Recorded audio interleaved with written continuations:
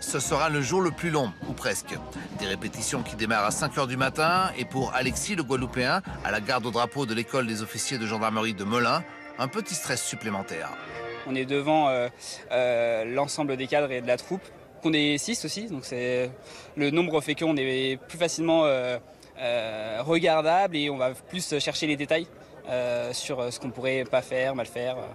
Mis à l'honneur avec son régiment de marche du Tchad qui libéra Paris en 1944, Luigi le Martiniquais a failli être un autre homme, choisir une autre voie, mais il s'épanouit dans l'institution.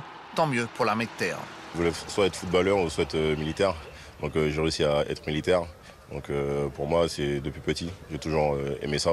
Il y a mon grand frère qui était, j'ai un oncle à moi qui était. Mon père il est surtout fier de moi, donc c'est le plus important que la famille soit fière de ce que j'accomplis. Il sera devant à la garde au drapeau, on le verra.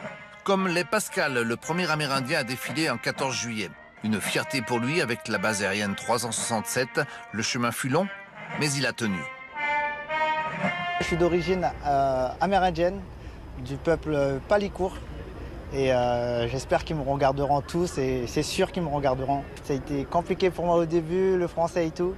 Mais l'armée de l'air et de l'espace, ils m'ont su donner ma chance. C'est pour ça qu'on travaille. Au 3e Rama, régiment de troupes de marine, les Bigorres, Alix est originaire de la communauté Ndjouga, près du fleuve Maroni. Pour moi, ça représente tout simplement la mixité, le savoir-vivre, le vivre ensemble, la cohésion. Rencontrer un peu les gens du Pacifique, des Antilles, de la Réunion, l'océan Indien. En fait, c'est super important parce que j'ai grandi dans cet état d'esprit. Mais que ce soit Alix, Pascal, Alexis ou Luigi, tous savent ce qui les attend dimanche, mais en confiance. C'est le Graal que tout militaire souhaite. Paris va revivre 80 ans plus tard un beau défilé avec des commémorations. Ce sera sur l'avenue Foch et non pas sur les Champs-Élysées.